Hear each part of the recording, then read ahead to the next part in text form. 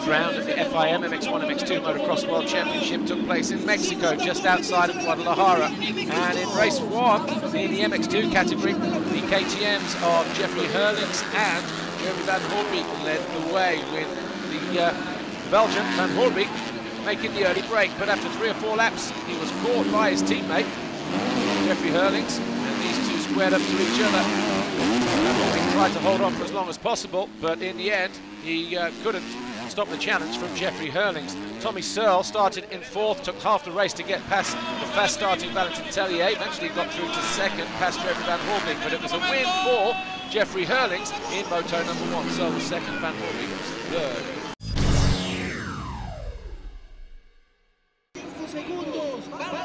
Moto number 1 in the MX1 category. A good start and a good jump initially for the 121 Xavier Bourg, but it was 377 Christophe Pourcel who rounded turn 1, but just behind Commander Sal. Wasn't long though before Pourcel was back in the lead, with Tony Cairoli in 3rd position. Mistake though from Pourcel allowed Commander Sal up the inside on the Rockstar Energy Racing Suzuki. But then shortly after that, Christophe Pourcel went back after Commander Sal and found himself leading again. He then led for another couple of 3 laps before de Sal went through and led the next part of the race, the middle phase of the race. Tony Cairoli was always there, keeping a watching brief over both riders. Cairoli then joined the party and challenged Commander Sal for the lead, and eventually Cairoli would go through to lead for the final part of the race and go on to win from Sal and Dika.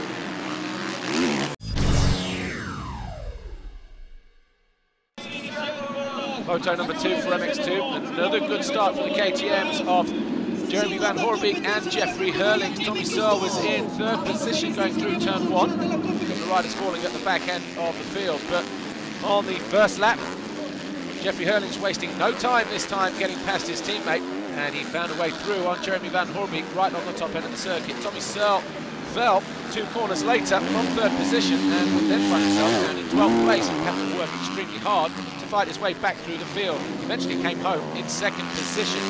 Up front though, Jeffrey Hurlings had a comfortable advantage as Tommy Searle closed in on Jeremy Van Hoorbeek, and that was him taking 2nd position. But just like he did in moto number 1, Hurlings took the checkered flag and victory in moto number 2. He won the Mexican Grand Prix and extended his lead in the championship in the process. Tommy Searle was 2nd overall, Jeremy Van Hoorbeek was 3rd, and Jeffrey Hurlings continues to lead the championship. He collected the red plate as well as we head to Brazil, round 5.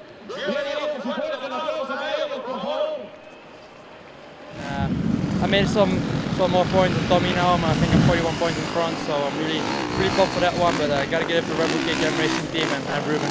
He's been behind me all the time, and my other mechanic. It's just great, you know. And yeah, thank you all guys, and got to give it to the Red Bull KTM racing team. And thanks.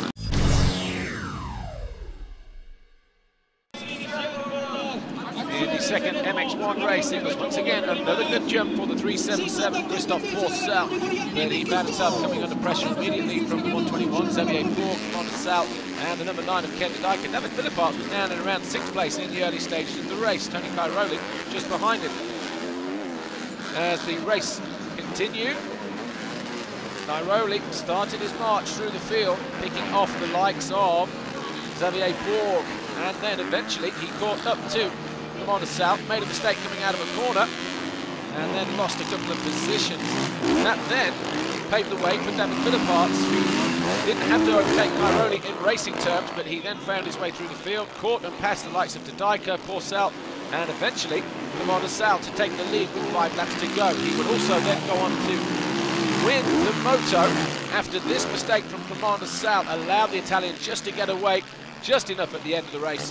Philippart would go on to win his first race of the season, and Cairoli would win the overall Grand Prix and extend his points lead at the top of the championship table as well.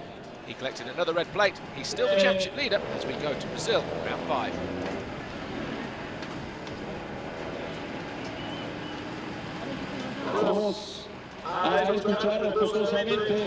I tried to come on the Sal in the last 2 laps and tried to pass him, but yeah, it was a little bit risky. I wanna take the win from this GP, and so the 3rd place was good for me. I'm happy, looking forward for the next GP.